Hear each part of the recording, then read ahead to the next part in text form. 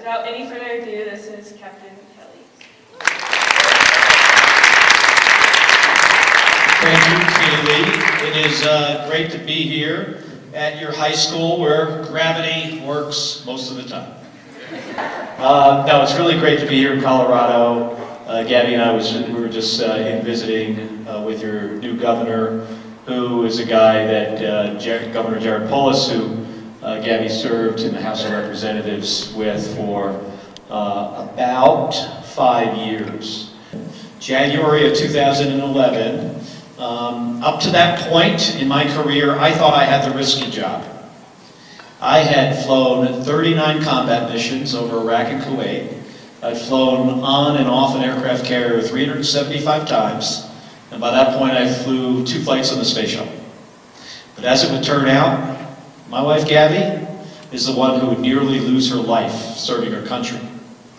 On the day she was injured, there was no countdown clock for a big event in my life, and I know it happened over 20 years ago, or nearly 20 years ago in April here. But sometimes for these big things that happen to us, it's a complete shock and a surprise, and nobody's prepared. And we went through this in a similarly kind of horrific way that some of your former graduates did. Gabby was meeting with her constituents at the Safeway grocery store in Tucson, Arizona. She was just sworn into her 3rd term in Congress. Guy showed up with a gun, shot Gabby once left side of her head, shot 6 other individuals that he killed, including a 9-year-old girl, and injured 12 others in about 15 seconds. Happened very, very quickly.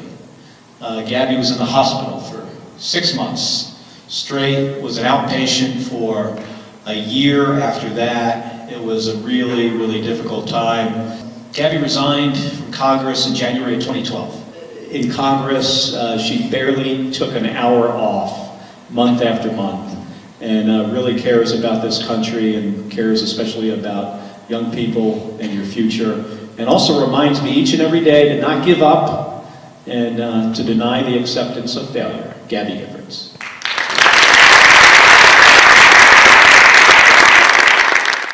Thank you for inviting me here today. It's been a long, hard haul, but I'm getting better. I'm working hard, lots of therapy, speech therapy, physical therapy, and yoga too. But my spirit's strong as ever. I'm still fighting to make the world a better place, and you can too. Get involved with your community. Be a leader, set an example. Be passionate, be courageous, be your best. Thank you very much. Thank you, Gabby. She's obviously a very influential person. You know, she's someone we've seen around, whether it's on the internet or read something she said. So it's cool to get to meet her and hear her husband talk about it, especially since it's something that relates to us so much. Just being able to have, an astronaut and a congresswoman come and speak to us students is not an opportunity that we get a lot. We have incidents of gun violence in our country that is certainly out of proportion with what it should be. We're a country of 350 million people. We have 40,000 people get shot and killed every year. It is now it's a more likely cause of death for people under the age of 18 than car accidents, and it makes us stand out in the worst of ways.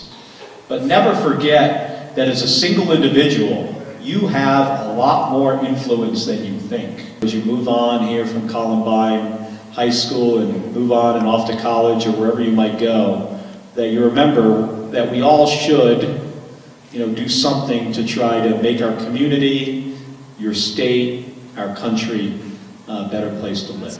It wasn't so polarized to one side, and it included everyone in terms of activism and how we should get out there and get involved and try to understand other people's opinions that might differ from ours.